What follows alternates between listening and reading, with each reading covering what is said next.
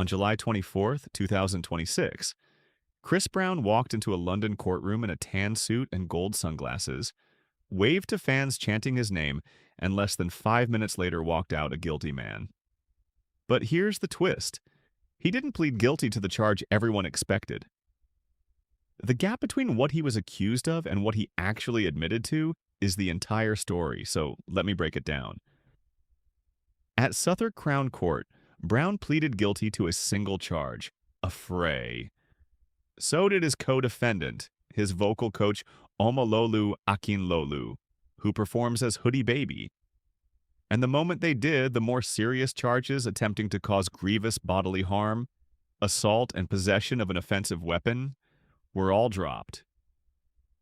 A case that was headed for a full jury trial in October collapsed into one guilty plea in under 5 minutes.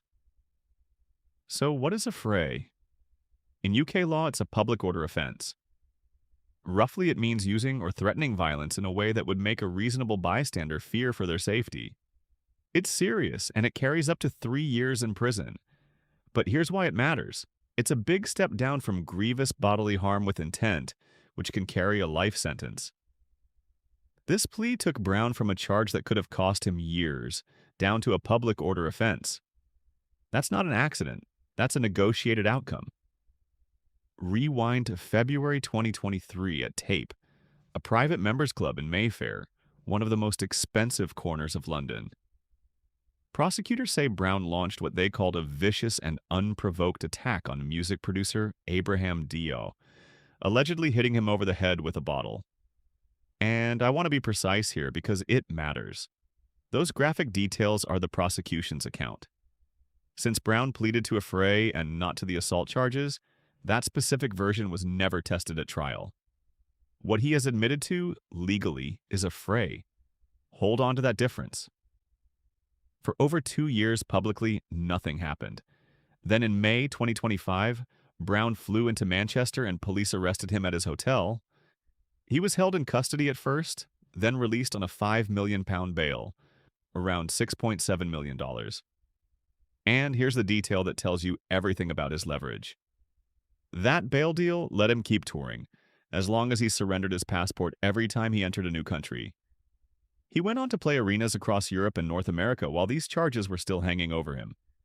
And Brown leaned all the way into it.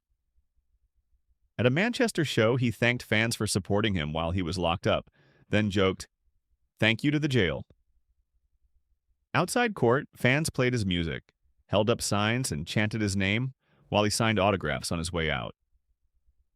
This is a man who, in the same window all of this was unfolding, won a Grammy for his album 1111 Deluxe. That's the strange tension at the heart of this. Massive commercial success running right next to a criminal case. But step outside the fan bubble for a second, because it's easy to forget there's a victim here. Police said the man who was attacked ended up in the hospital, and a detective on the case called it a disgraceful, unprovoked assault with no place in London. So, while thousands of fans treated court like a meet and greet, the case underneath was about a real person who got hurt badly enough to need medical treatment. Both of those things are true at the same time, and any honest take on this has to hold them together. And if Chris Brown's name next to the word assault feels familiar, that's because it is. His career has been shadowed by legal trouble since his 2009 felony conviction for assaulting his then-girlfriend Rihanna. So, for a lot of people watching, this London case wasn't a shock. It looked like a pattern. So, what now? Brown and Akinlolu will be sentenced on October 26th, 2026, back at Southwark Crown Court, and Brown has to return to the UK by October 25th. The maximum is 3 years, but affray sentences often land well below that, and a guilty plea usually earns a reduction. So whether he actually sees the inside of a cell again is a genuinely open question until that hearing. Here's the honest read. This wasn't an acquittal, but it wasn't a conviction on the worst charges either. It was a deal. Prosecutors locked in a guaranteed guilty plea and skipped a risky trial. Brown dodged the charges that could have taken years of his freedom. Both sides walked away with something. Whether that looks like justice probably depends on where you were standing. So tell me, fair outcome or a star getting a break? Drop it in the comments and subscribe because sentencing is in October and this one is not over yet.